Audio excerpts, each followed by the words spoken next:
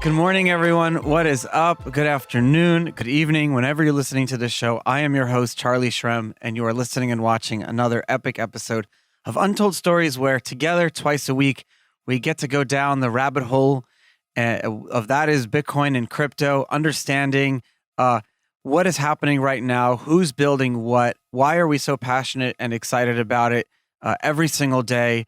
Who are the kind of the early OGs? Who are some of the people that like really love our industry, but they're politicians or they work for other companies, but they're figuring out how to connect it and figure out like what to do to really like weave this nuanced narrative to really like figure out how this movement kind of came to be. And I love that. Thank you guys for giving me the ability to do this show. We're doing like almost at episode 300 now, and it's 3.5 years into the show. And I was just thinking about this morning how grateful I am to have this. I got to see Elton John last night in concert, and he played his new song, Cold Heart, which was amazing. And then he's like, and that was my new hit. Thank you for giving me that. And this was my first hit, Your Song. And that was his first hit, Your Song, that he became like a big star at the Troubadour. And it was just kind of cool to see someone who's had this like 52 years span career. And it's nothing to do with Bitcoin or crypto. I'm mind blown by it. It was a religious experience last night. I was really blown away. But here to talk about completely something unrelated is Dr. Julian Hosp, CEO and co-founder of Cake DeFi. I actually really enjoy following you on Twitter as well. Thanks for coming on Untold Stories today. Charlie, it's an absolute honor. Looking forward to having that conversation, yeah. Do you like Elton John? I do like him, but he wouldn't be like probably an artist that like would come to mind like first thought if I would put on a good song or something. I know.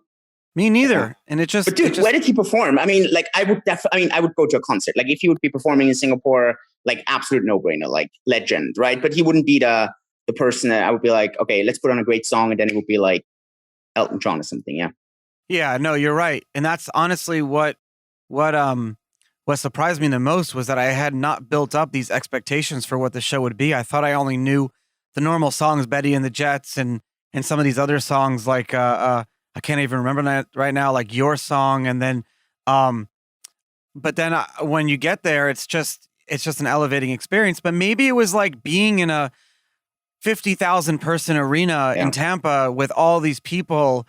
And like even though COVID has been kind of over, hopefully not, knock on wood, but it was nice. Human beings in one location together. There's something about that. I can't explain it. And maybe that's people why have been missing it over the past years, don't you think? I think they really like been yearning for going out, meeting each other. I really think that interconnection, like Zoom or all the kind of virtual stuff, I don't think it can replace the actual like connection. Yeah, no, I agree. During the years that we were all under lockdown is when really DeFi exploded and this whole industry took off in another way. A lot of projects were launched, and because people were home. So it was like, you look at that springboard effect, it's like, okay, people were stuck home all the time, but we saw the advent of like new technologies, like actually probably Web3 mainstreamed as a term during COVID lockdowns. So now people are like, maybe, hanging out in the virtual world isn't so bad. I like the idea of watching Netflix with my friends, with my potential NFT avatar, even if it's something like trivial from the beginning. But I think it also gave people a little bit more being okay with the idea of things being more digital. For example, your home equity line of credit, your mortgage, your identification, certain type of like being able to do things more digitally. Don't you think we've like kind of crossed that point of no return? I don't know. I think yes and no. I think on the one hand, sure, I think suddenly like doing a Zoom meeting is totally normal. But then on the other hand, I really feel right now people are really pushing back. Like, I mean, I'm based in Singapore, right? So we've been locked on the island. So Singapore was quite open on the island, but the borders were kind of locked. And so what I just feel right now is where people are like, okay, let's meet, like, let's go out. I feel it's a bit, I don't know. I think there's this thing now to push back because I don't know, if you've always had something for 1.5 years, if you now can have something else. I don't know. I feel like I see this in my company, right? I mean, over the past, especially 2 years, I mean, it's been a roller coaster ride that had only one direction. And I do expect, right, that, I mean, I think also we see this in crypto in general, but I do expect over the next couple of years, I mean, I don't know. I don't think there's a free lunch. I just don't think so. So we've had this marvelous ride over the past 2 years. I expect the next 2 years are going to kind of counter that a bit. Not that I'm like super bearish, but I think it's probably going to be under or like below average. That's just my expectation. Maybe I'm just trying to be like realistic, but I just don't think that like we can compound at these rates that we compounded over the past 2 years. It's true. A lot of people are really feeling it. Prices of everything has been going up. I was just looking at flights this morning somewhere. It's just ridiculous how it's the cost of goods. I don't even like to use that term inflation. Just the cost of goods and services that you're used to has gone up exponentially, and earnings and things like that have not followed, especially for huge segments of the world population. So there's definitely that push and pullback. But maybe we'll see like kind of the cutting out of middlemen and the ability for people to save fees and do things more efficiently, or be more like specific on what they actually like and want to do. Trim the fat a little bit. You know, like every few years you have to trim the fat. You have to see who's in your life that you need to keep, who you need to let go. Maybe we do that with how we spend or what we take more seriously. I saw this like we're talking about Florida. It's like this mass retirement happened down here during COVID. It was like it's almost impossible in Florida. It's almost impossible to like live the New York lifestyle or whatever that old lifestyle is growing up, where it's like highly productive, because you want to just enjoy you don't like work for a few months to go take 2 weeks of vacation. You work for 4 hours to take another 4 hours vacation. I mean, look, I think this is I seriously think it's a very philosophical question. I mean, I'm not a Bitcoin maximalist by no means, right? But if you listen to the Bitcoin maximalists, their philosophy right now is look at where fiat money is getting us. If we had Bitcoin for everything, countries couldn't finance the war. There wouldn't be this excessive spending. You would have to live within your means, right? You would have this more linear kind of growth. And I mean, I think they would be 100% right. And I think we wouldn't see that kind of hyperinflation or the hyper like increase of cost of goods as you kind of described it. But then the other question is, right? I don't know, life is about the ups and downs, right? It's the amazing parties with the insane hangovers that you remember, not like the super boring night when you were just lying in bed. I don't know. I always kind of like, I get it that at the moment, like people are suffering, and I don't expect this to get easier over the next 2 years. I think it's going to get worse, but I don't know. I come out of extreme sports, right? Yeah. For me, there was a lot of like injuries, incredible kind of action. I was a professional kitesurfer, right? So it was like insane. So you lived on the edge. And I think that's what made it so exciting. So I don't know. I always see a bit of both sides there, right? So yeah, cut the fat. But I don't know. I don't know if no fiat, no possibility for any stimulus is the right thing. I think maybe over the past 2 years, central banks overdone it. I completely agree. But I don't think society would be where it is had we always been on a let's say on a gold standard. Again, I know this is a very counter opinion, like from someone that's been in crypto now for 8 years. Yeah. I know. I don't know how you see that, but that's me. No, I agree with you. And I think that the Satoshi Bitcoin experiment kind of talks about taking hundreds of years to happen. And this like very slow Bitcoin growth into the world economies, balance sheets, Federal Reserve balance sheets backed by Bitcoin. The idea of Bitcoin was to have this asset that kind of like transcended the world, that all people could be able to join and hold and transact on a very equal playing field, and then be able to build services on top of that. I think like that's why I started like the Bitcoin Foundation, that was written in the bylaws. It was that specific reason. And then crypto and Bitcoin became something very crazy and very different. I take this show to focus on what I love about the industry, where it is today, where it came from.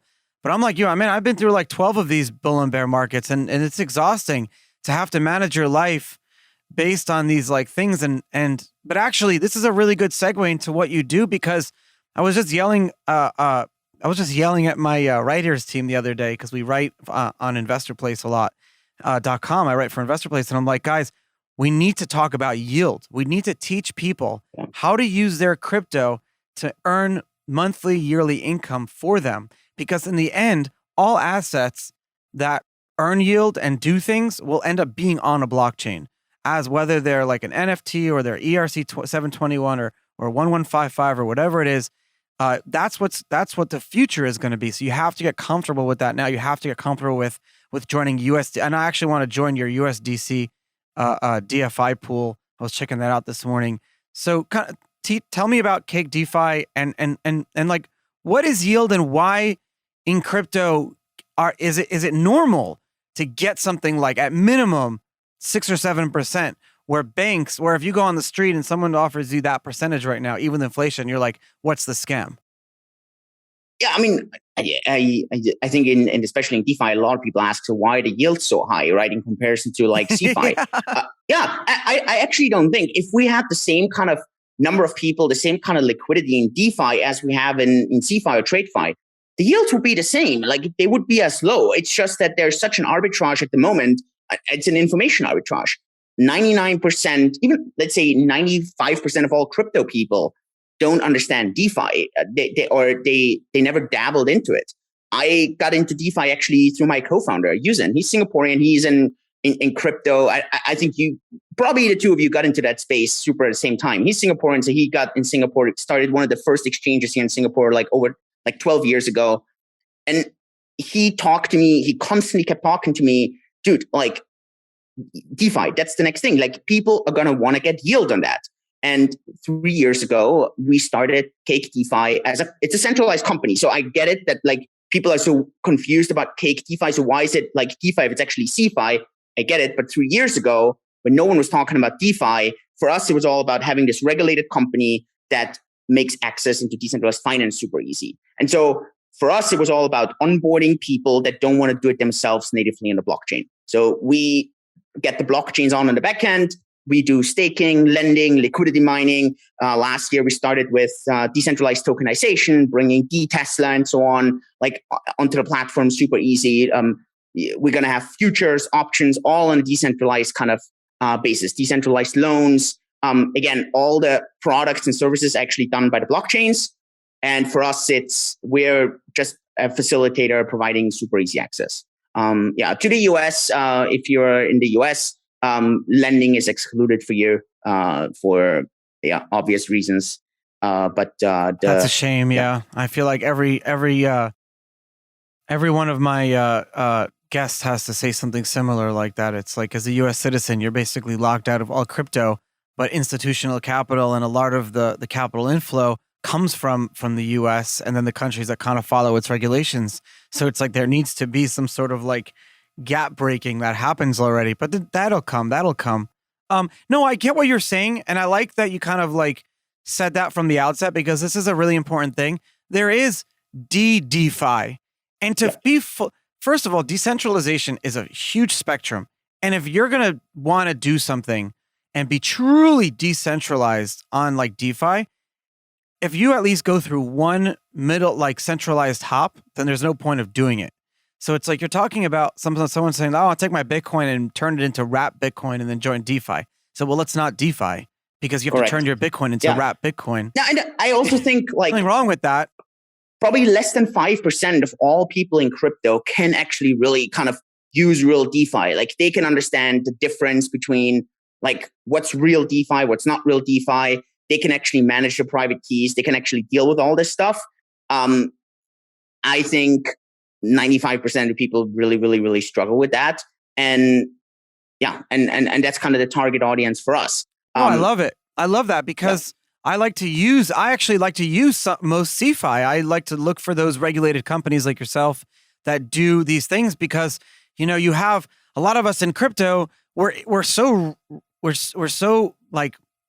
taking a risk going long a lot of these coins and tokens. So to do it in a fully decentralized way sometimes increases that risk. Where if you do it with a regulated company, and that's why a lot of people want clarification on regulations. If you do it through a regulated company, then at least there's a know that there's a bankruptcy process. There's a process for that. There's legal due process. And it's like, oh, that's really shitty. But the point is that if you have like a 7-figure balance and they're regulated in the US and there's like a process for that, you can then potentially borrow against that claim. There are like regulated mechanisms to protect yourself. Where if there's a DeFi, my friend walked in the hallway before I started the show this morning. He's like, yeah, I got rug pulled on this NFT the other day. And we just, Yeah. What are you going to do? I mean, full on. I know, I agree. And I mean, look, people come to us and they're like, yeah, but dude, you control my private keys. And I'm like, I get it. Like, if that is like what you're worried about, don't come to us, right? Then just do it natively. Like all the services, like you can use them all natively. For us, like you come to us because you don't want to pay any fees to us. You're okay in getting a smaller yield. So we take a cut out of your yield. And you want to have a customer support. You want to have the hand holding. Great. If you don't like that, like, again, go to like the blockchain itself, download the wallet, MetaMask or whatever, and just do this natively. For us, again, I think the future there, right? And that's, I think, like, and I think, I don't know if native blockchains can actually do it. I doubt it. It always needs kind of centralized platforms doing that. It's like this kind of smart kind of aggregator where, let's say a customer comes to us and says, I got Bitcoin, I got ETH, I got Tether or USDC. Let me diversify. Like click of a button. I want to diversify into 6 different protocols.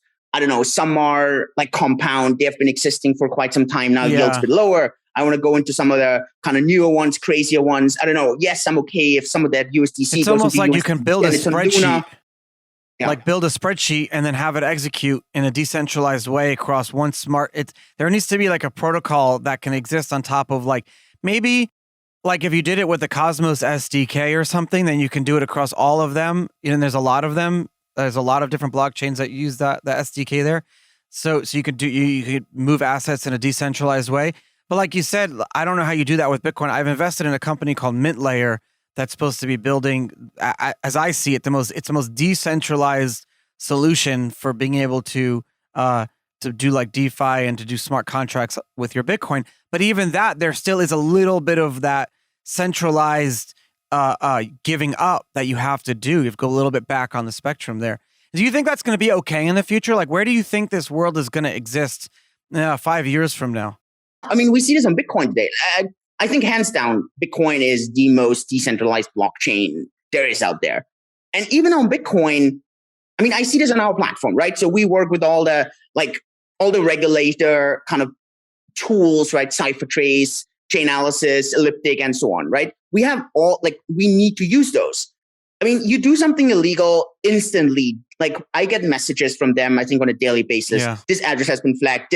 Sure, you may kind of be able to transact on the Bitcoin blockchain outside, but you're not going to be able to get anywhere close to an exchange or any kind of platform. So then the question really becomes to me, how much are your UTXOs worth out there if no exchange or no centralized platform is ever going to accept them, right? So I don't know. I just don't see you think true decent. So UTXO tracking on Bitcoin, is that something that's really in the background happening on exchanges and things like that? And how prevalent is that? Oh, 100%. I know it happens on like Ethereum and all these other blockchains, but I mean, how do you taint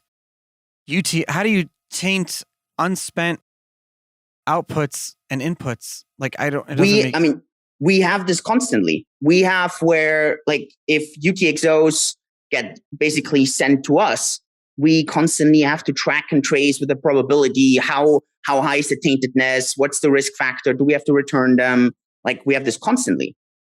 Like we are not at that level yet, but you see like companies actually starting with Satoshi tests, where if you want to deposit to an actual exchange or a platform, you actually need to send very small, tiny amounts first. They get checked on the taintedness, and then you can actually send from the same address the full amount. Are we being slowly squeezed from the regulators here? Like, is that what's happening? Are we going to be like centralized? I mean, at some point, a huge flourishing decentralized tainted coin market appears. And if you have all these unspent tainted coins, you don't think services are going to launch that I mean, it's just the nature of blockchains. I mean, don't the regulators kind of see that that's now, what's going to happen? I mean, there's like a rabbit hole we can go down. I just think that the future in crypto, whether we want to or not, is going to be like non-custodial, custodial, and I think that system is going to be very difficult to kind of really overlap. It's just like in the real banking world, right? I mean, if you transfer, let's say you transfer $1 million from one bank to another, yes, you may get questioned, but if you have like some documentation, $1 million should be no problem transferring it from one bank account to another. Try to come with $1 million in cash and deposit that into a bank. Like almost impossible. Why would you have $1 million cash in the first place? Right, that's their question would be, yeah. Exactly. And it's going to be a very similar kind of scenario, in my opinion, what all regulators around the world are going to try to do with crypto. Is this stoppable? I just think that as a user, right? And so let's take my CEO hat off and become an investor. As an investor, I think you always want to kind of participate in both systems there. You want to be non-custodial, you want to be custodial. I guess what scares me is that regulations for specific companies like yourselves are wonderful and great, and we need more clarity.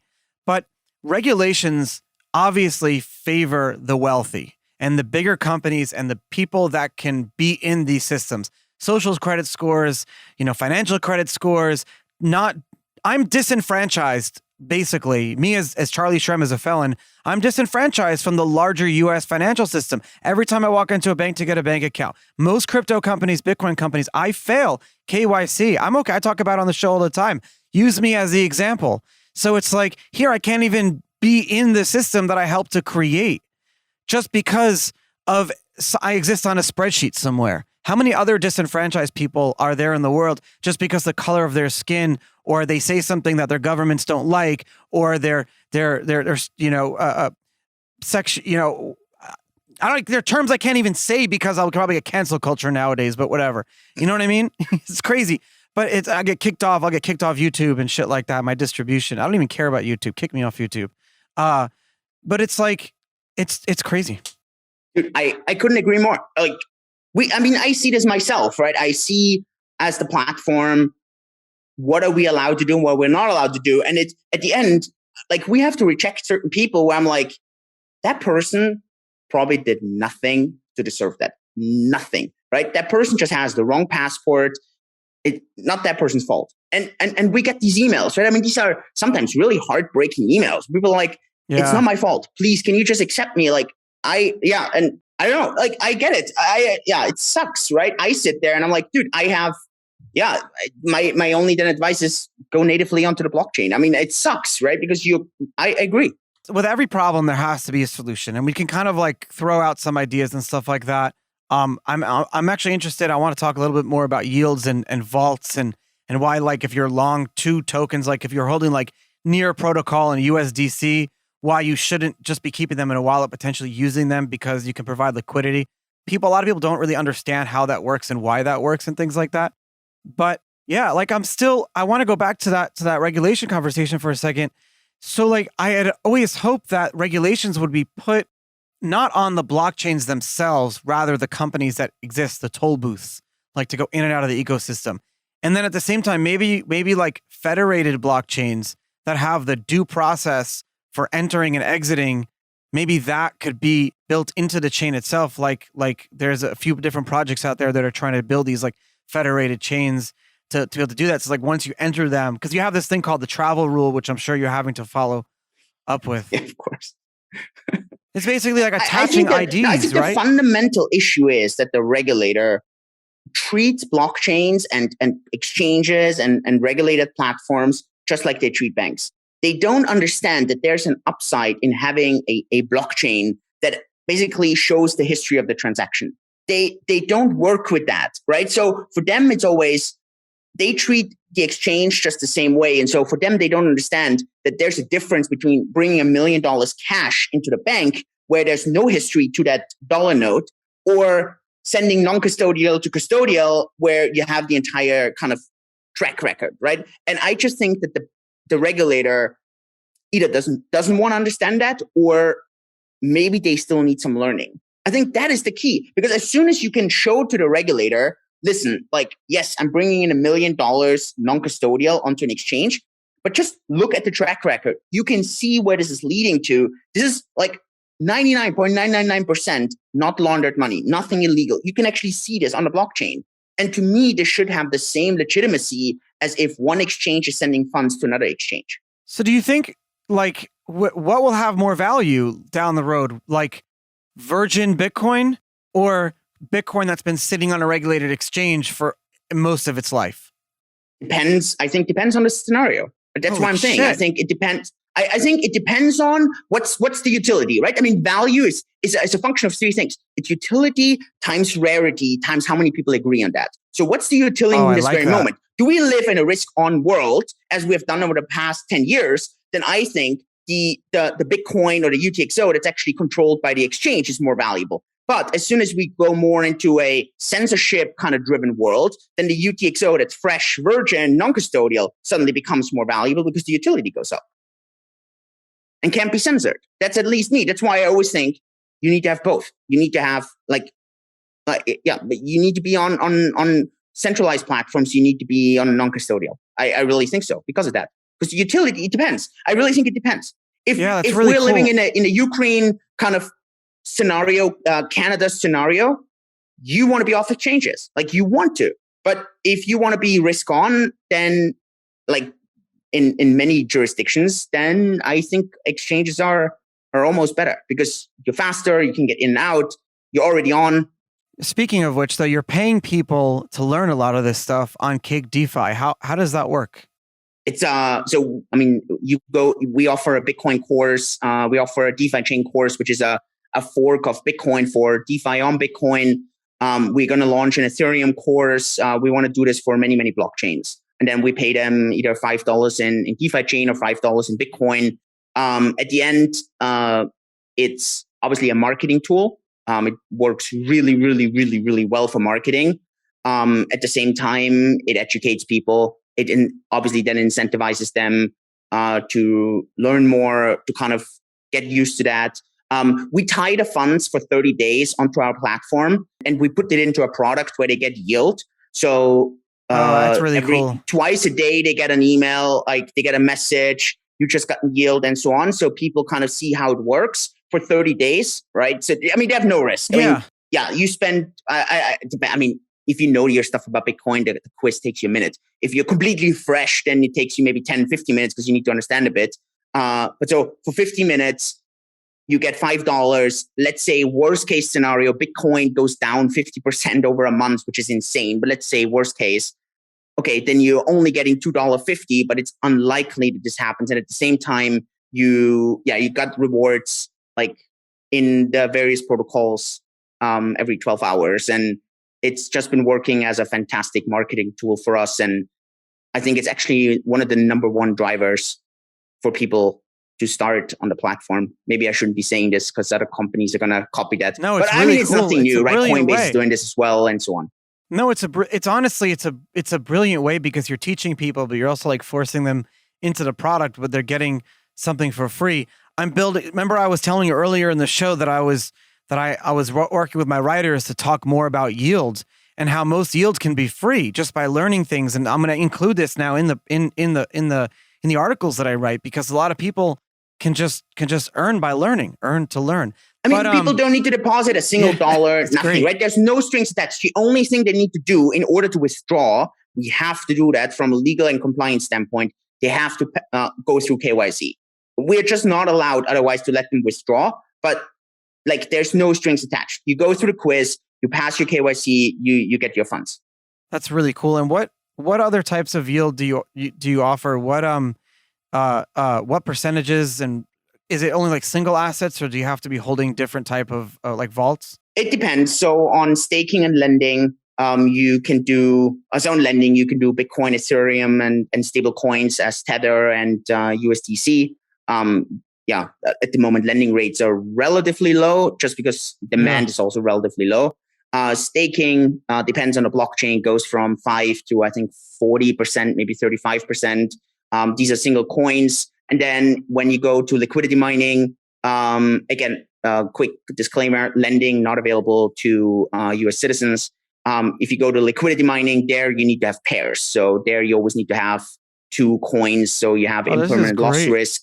If you're new to DeFi and people ask me all the time, I think it's like number one question on Twitter when people just ask me or on the YouTube videos, my answer is always start with staking and lending. It's so like you're single asset, you don't have the volatility risk, like you're just in this one asset. And then the next thing is like dabble around with liquidity mining, probably like a stable coin and a crypto, or a Bitcoin and another crypto, because these are like the most fundamental kind of pairs.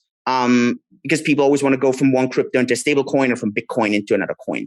And then after that, then you can go into decentralized tokenization. This is where it gets like really bonkers, because then now suddenly you have like Tesla, you have the price oracle, you have the crypto volatility, you have the rewards, the impermanent loss. But this is where, this is where people make 80, 90% on their assets, but just super volatile.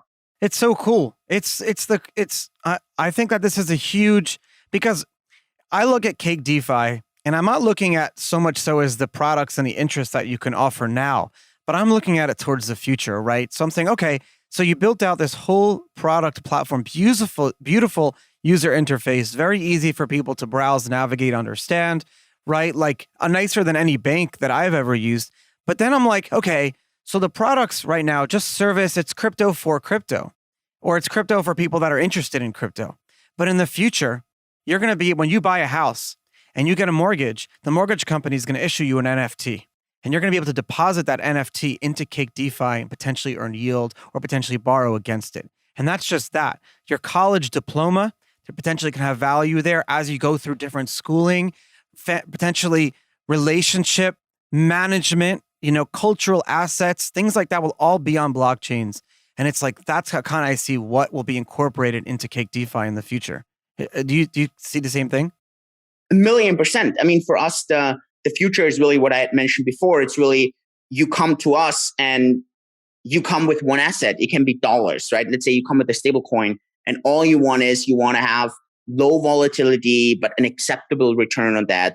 Or you want to, you want to go more into, like you mentioned, more into the real estate kind of sector. You want to go more into decentralized assets. You want to have exposure to what Tesla, Disney, whatever, S&P 500. And you want to have this exposure, right? And the algo automatically kind of gives you like a selection process based on the volatility you're accepting. And then you kind of see expected returns based on the last, 12, 24, 36 months. That's kind of the vision that we want to get done by the end of the year. So we started with the individual streams. At the moment, they're not as interconnected yet as I want them to be. So the customer has to like really kind of know step by step what they're doing. By the end of the year, like we're still not making decisions for the customer, but we just kind of want to guide them into what's actually happening if they click a certain button or if they go a certain direction. And it's really more automated and really straightforward. It seems like you've taken like almost like a moral imperative, or like you've taken it almost like it's a moral duty for you to make sure, like you just said, we're not gonna like influence their decision or make sure, but or tell them what to do, but we want to make sure what happens if they do go follow through with a certain decision. And I think that's very important to happen in the crypto space because, losing all your money is always just a click away. 100%. 100% for us. And I think, look, we have close to 1 million customers. The reason we do have so many customers and the drop-off rate of customers that we have is like negligibly tiny. Amazing. Once people on the platform, they start using it, they keep using it. And the reason is the way we make money. The way we make money is a cut on people's rewards. There's no base fee, right? So if you don't make money, we don't make money. And that is absolutely key. So we also don't want to list projects that like work well for 2 months and then they're gone. We want to like work on things that work long-term because at the end, that's where we are going to make most of the money long-term as well. So we sit exactly in the same boat. And I think that's important. If you look at most exchanges, they actually don't allow their customers to be on the platform, their employees, because they have like inside information that they could trade against other customers and so on. For us, there's nothing of that sort, right? And So again, and the other thing is we are not a black box. So in comparison to all the other platforms, we post every blockchain transaction, every node, everything is like trackable, the pools, everything. So we basically kind of say, okay, sure, you still have to trust us with your private keys, but you can see every single step on the blockchain. You like everything is published. You see everything. And obviously for customers, that is at least a bit of an acceptable trade-off. Do you think there'll be ways to do better DeFi with Bitcoin on the protocol itself on top of Bitcoin, or do you think it'll just remain like secondary services? I mean, you're always going to die one death. Either you're going to have some kind of bridge between Bitcoin and another protocol, and then there's like always a danger there. Or obviously you have some wrapped version where you need to trust the custodian or the consortium. I don't know. I mean, again, from everything I understand about Bitcoin, and I mean, I'm not an engineer that I would be able to code, but everything that I read about Bitcoin, it's the functionality is too limited that you could have any kind of trustless solution in order to add like 100% capabilities to Bitcoin. It's almost though it was a feature by design and not a limitation sure. to I'm not criticizing that. No, right? I know so you're I'm not criticizing that. Yeah. I'm thinking out loud. I'm thinking out loud because I've been trying to solve this problem for like 10 years to be able to do more. I was thinking about when I was running BitInstant, I was thinking about like how can we do more things on the protocol? But back then, to do anything on the protocol, you had to like write it yourself. You had This was before most of these libraries and different, this was before Bitcoin was even included in Linux. You had to like install it yourself. Oh my God. I remember that. I broke so many computers. So I broke so many Linux operating systems trying to install like dependencies. I gave up. Like I just learning Python, that was easy. But then like, compiling, and then like, I know a lot of developers are gonna say, Charlie, come on, you could have figured this out. But then like, every time I'd go down this like library or dependency hole where it's like to install one thing, you need another thing. So I go install that, but I needed something else, and it never ended. So building Bitcoin and using the command line interface, the original Satoshi code was actually the first time I felt like I was using something that worked. I was like, wait, I can do this. I can actually build the code here, compile it, run the software. And I was just looking, I was going through Bitcoin's like version history, but maybe that's for the better because a lot of times you see these like hacks and holes and things like that end up breaking. I mean, we listed DeFi chain, which is like a Bitcoin fork, and it basically expanded on the function set that Bitcoin has when it comes to decentralized finance. But again, also that is not like it doesn't have native Bitcoin on the blockchain. Also, that has wrapped versions. The only difference, because it is a fork, it actually links quite well together. But there's still like you still have trusted intermediaries. And I don't know. I mean, it's the same as there needs to be a decentralized way to do it. There has to be a way to. It's not just Bitcoin. It's all these blockchains. It's if you build out the software tools to be able to connect them all together. But if they're not built like that from the outset, it's going to be a crazy future. And honestly, like bear markets scare me because that's where tribalism really flourishes, and that's where like the conviction is good, but it's like the negativity, and we've seen that in the past year or so. I think honestly we've been going through this bear market the past year or so. People don't realize it because they're always waiting for it to come, but we've been kind of going through it. I mean, the fundamental issue is just that a private key cannot be stored in any kind of smart contract. That just doesn't work. And so in Bitcoin, you would need to have some functionality there where the private key could be stored somehow in an atomic swap or something. And that just doesn't work. So you always have this issue that you have someone who controls a connection to their blockchain. I don't know, maybe with Lightning, there's some advancement there, how that can be added on. Lightning can work really well if the majority of channels are decentralized and or using like behind Tor, because like we were kind of going back to the earlier part of the show. If the centralized like walled garden, centralized crypto world is larger than the decentralized world where it's like it can't flourish, then it becomes like a small section of it, then that's just going to be taken over by like the dark world. And we don't want to see that happen. Scammers and fraudsters will run wild there in that decentralized world. We saw that with the early days of Bitcoin. The early days of Bitcoin was like fun and it was great and everyone was using it for really great things, but we were very quickly disenfranchised. We couldn't get bank accounts. And what happened? Silk Road, things like that started to appear and a lot of hacks and scams.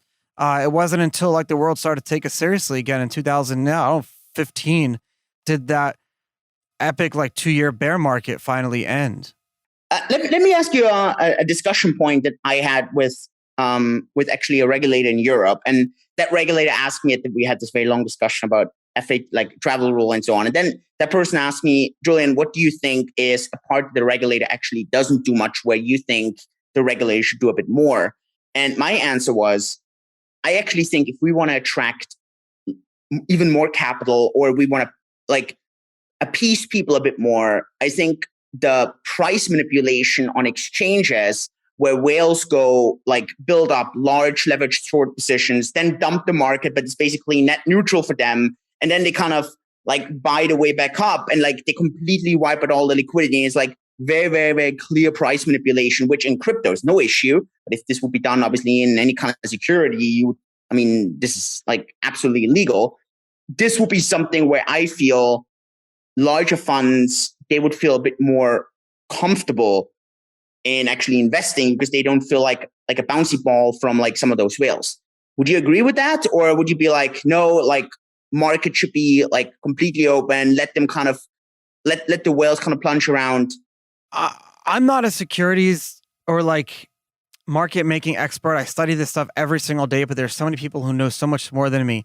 But it would seem almost like the blocking of the spot Bitcoin ETF, well, the blocking of really any spot crypto ETF, which I think there should be, every crypto when they hit a certain level should have this like spot ETF in every public market in the world. The blocking of that is counterintuitive because it's preventing the market manipulation from not happening. I was like, literally, it's so funny that you bring this up because so to answer that, if they were to approve that, if you look at actually why Bitcoin on exchanges has been declining, like the amount of Bitcoin held on exchanges has been declining, it's because the futures market has been increasing because people fundamentally want to keep their capital in the same type of system that it's in. So, and you have to move them over time. You can't force people into using like Bitcoin and crypto. And so you have to let them kind of come on their own. And so if you have that ability to have that ETF, you'll remove a lot of that manipulation because the volume won't happen on these like decentralized or even centralized exchanges anymore. It'll happen on these very, very public markets. Manipulation will go away. In fact, manipulation, oh my God, I'll tell you two stories of manipulation right now. First of all, as I was making this coffee before we started the show, I was literally smiling to myself of what I think is happening in the Bitcoin markets. And I think it's stop loss hunting. So right now, if I look at the past few weeks, it's 100% manipulation.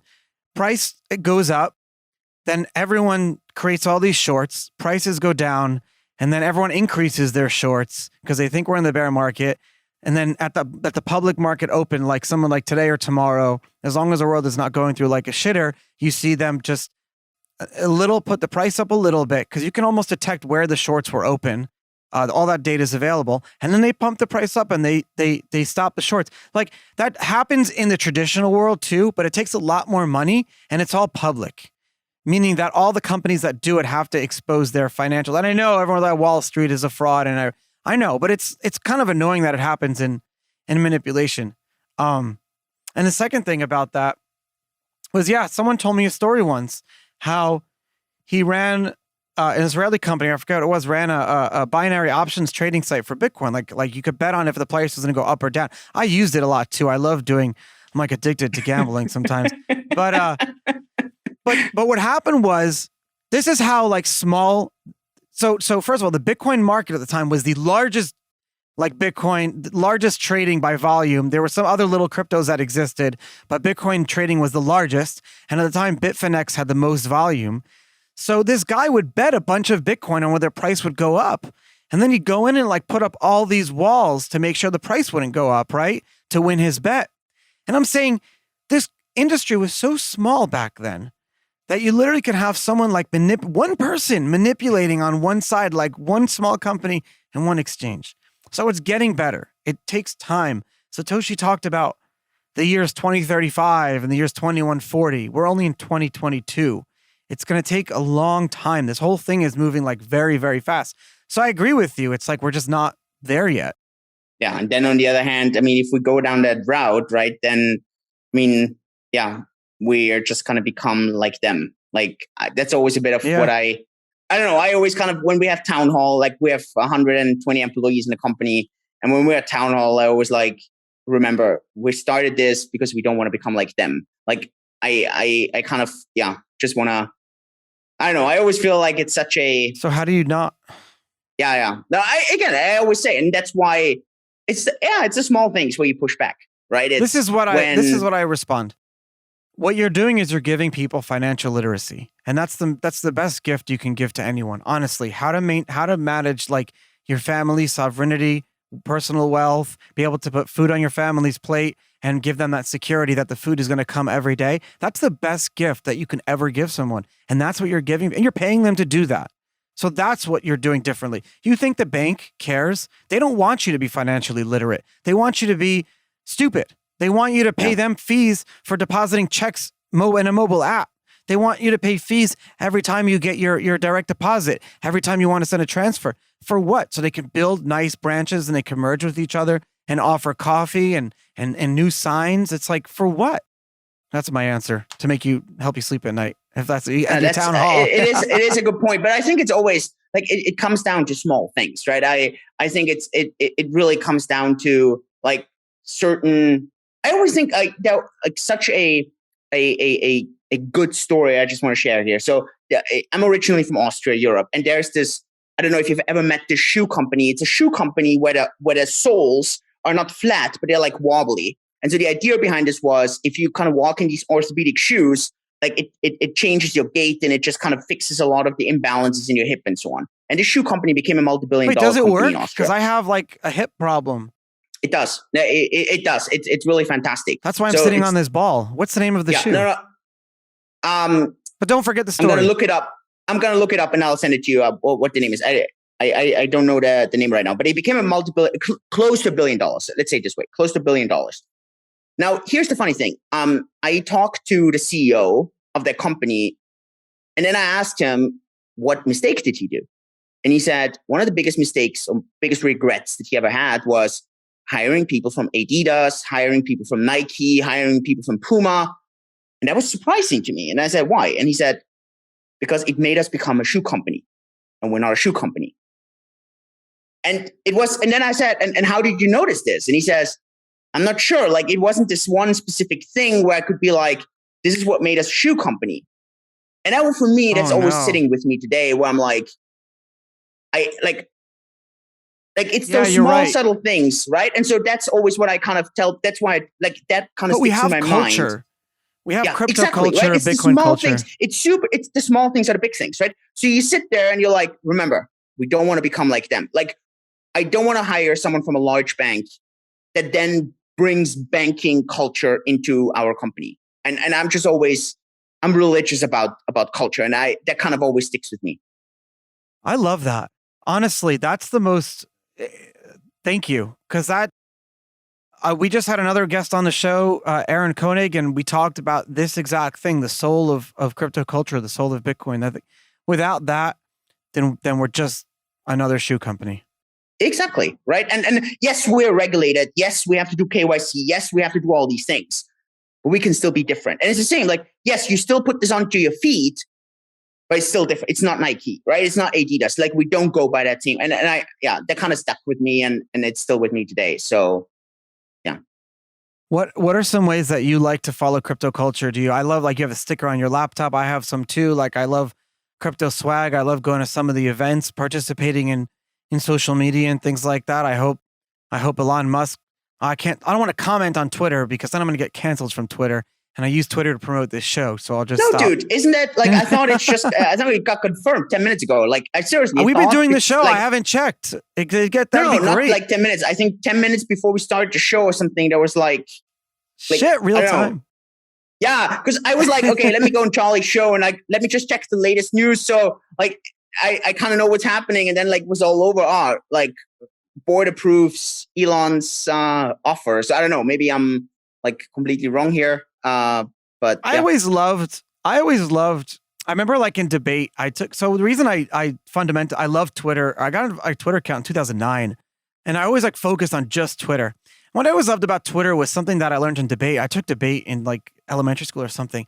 And they were like, Charlie, the point of debate is not to like convince the other person or blah, blah, blah, blah, blah, the blah. audience, huh? It's the audience. And he says, but it's also like in a finite amount of time. He said, like, you have like a clock that starts. So you got to like formulate all of your thoughts. And there's like an ADHD brain, right? All of your ideas, all of your thoughts, and like present it in a very public way that can never be deleted. Because your classmates will remember everything you said, right? And that was like Twitter, 140 characters. You have to like so I always liked, and I thought that's why Twitter was great, was there wasn't like an unlimitedness. Like you said, what's value? Can you remind us what you said? You said value is utility times rarity times the number of people who agree on that rare utility. I think that's like the best lesson you could leave off me and the listeners with, is like always look to that. That in everything that you do, any asset, buy assets, not liabilities.